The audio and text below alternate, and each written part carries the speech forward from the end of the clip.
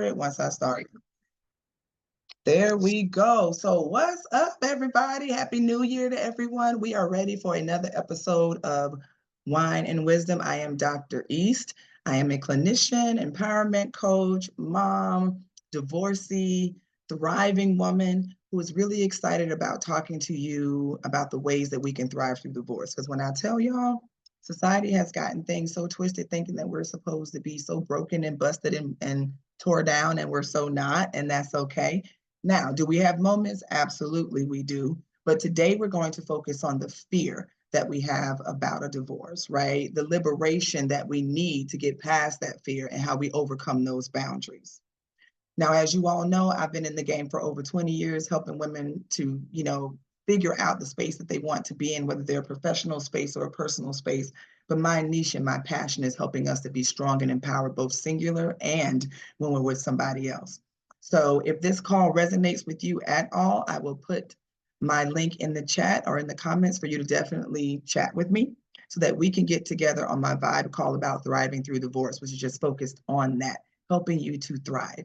Now, without further ado, it is time to sip, savor, and elevate our minds. Everybody got their drink, their juice, their soda. I got my margarita mix in my fancy glass, and I'm ready to get started. So we're going to take a sip and let's go.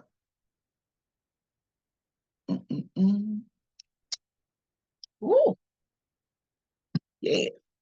Okay. So we're going to talk about Charlene real quick. Okay.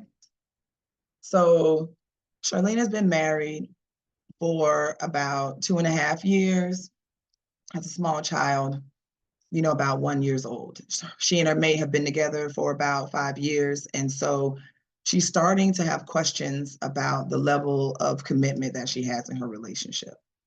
She's recognizing that she and her partner aren't as bonded or as close as they used to be. Things that they used to do together, they're not doing so much.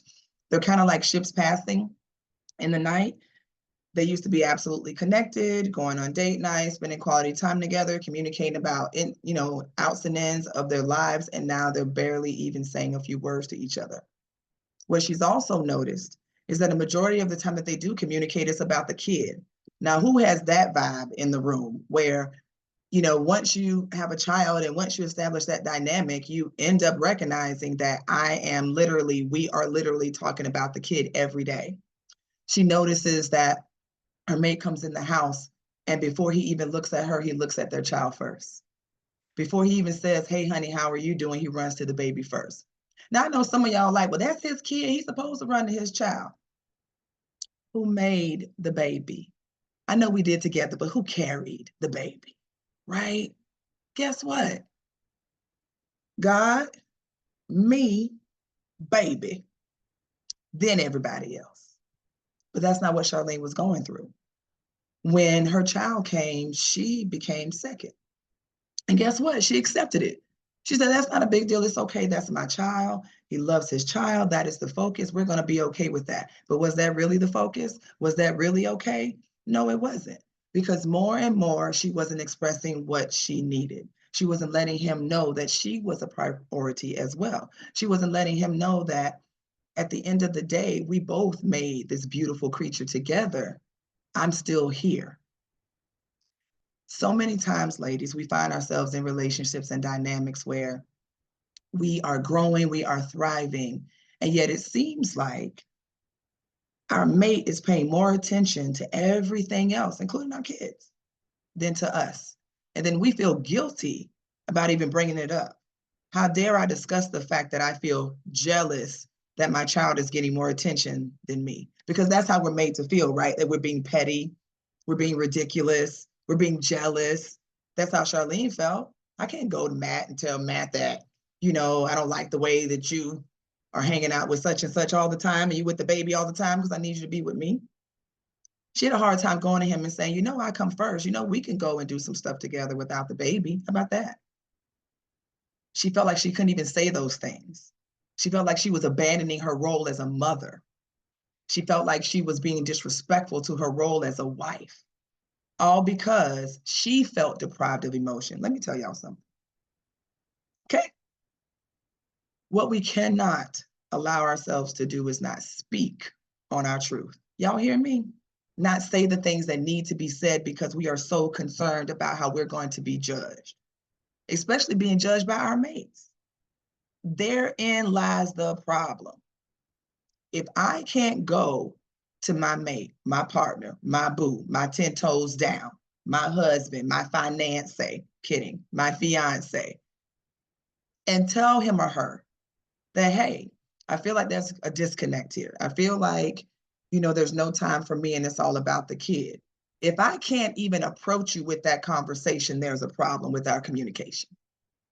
If I can't come to you with an open heart and with feelings of being left out and ask for that connection from the person that I'm supposed to be connected with, from the person that I made the connection to, in order for us to make this baby, we had to connect at least for 5 to 15 minutes. And I can't come to you and express the fact that I need you. I can't come to you and express the fact that I feel abandoned right now, that I feel lost, that my body's not the right space. I don't feel like I'm in shape. I don't feel like I'm as sexy as I was before. I'm trying to cook and clean and do the things that I used to do and maintain the balance. And yet I'm crying every morning in the shower by myself because no one knows, because I don't want to appear weak.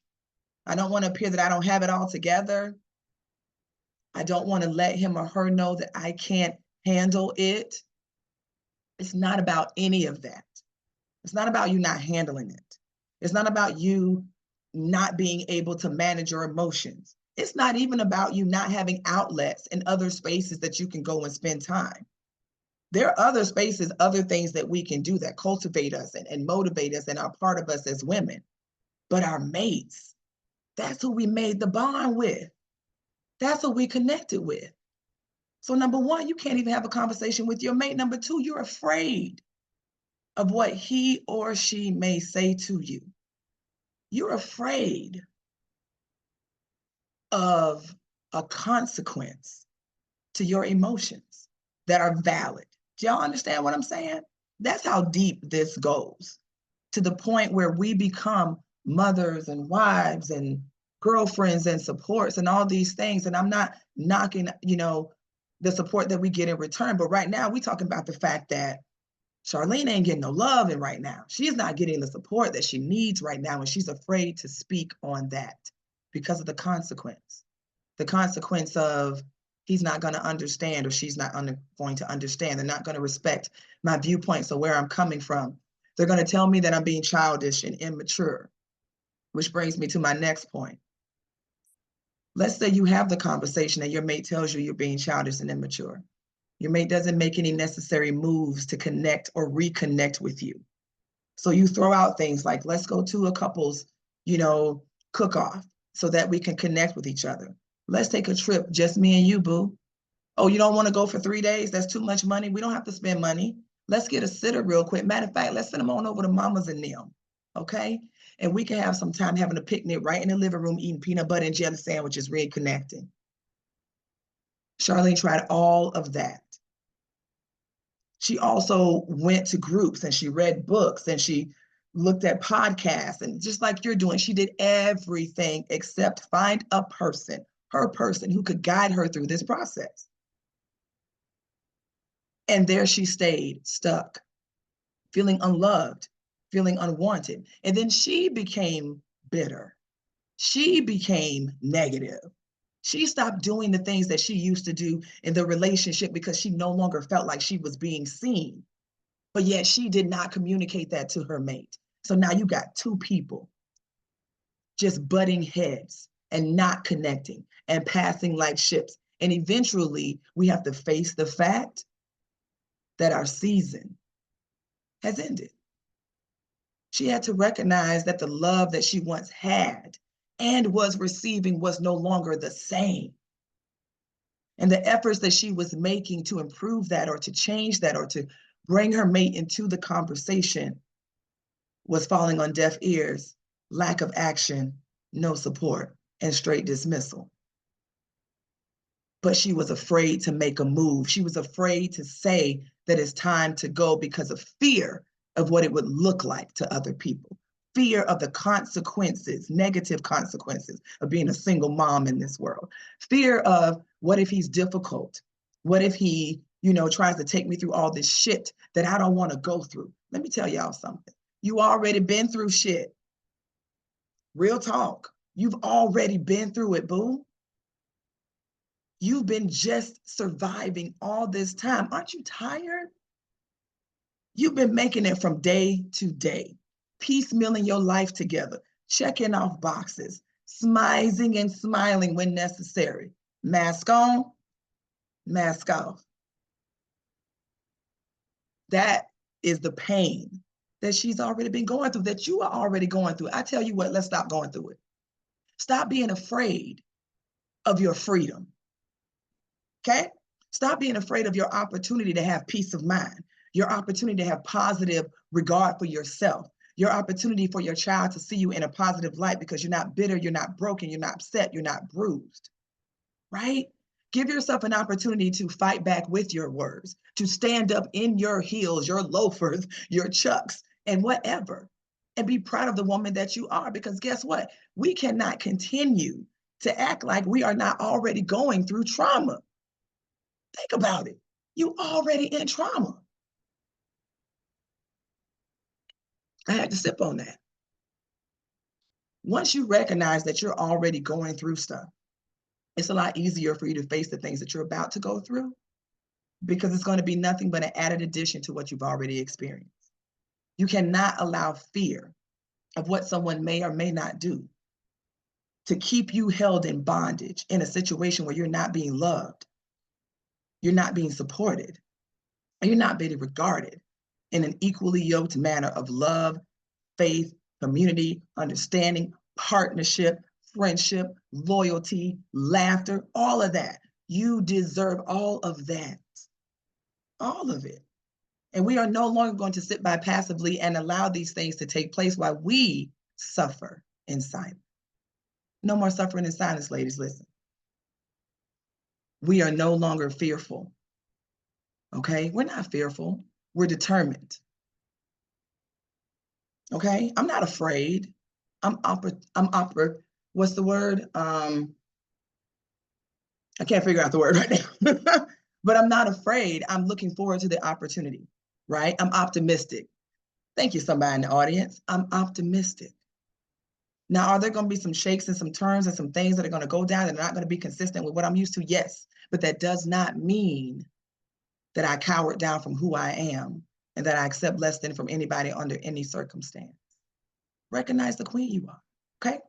Now, ladies, if any of this resonated with you, please make sure you check out my vibe call. It's in the link on my profile. I'm also going to add it here in the comments where you can connect with me so that we can get on the phone and help you understand your clarity, your strength, your goals, effective communication with your mate or ex-partner, ability to move forward and set goals for self-development. This is what this is about. We are going to thrive through divorce. I am thriving. I'm glowing up. Do y'all understand? And you're going to glow up too. Again, thank you for joining me for Wine and Wisdom. My name is Dr. East, Coach Empowerment. I want you guys, you women, to start focusing on yourself and get away from the fear, because there's nothing to fear but stagnant behaviors and imprisonment of your heart and bondage of your spirit. We're not afraid to be free. Y'all understand that? All right, I'll check y'all out later. Be safe, be blessed, and I'll see y'all next week. Bye.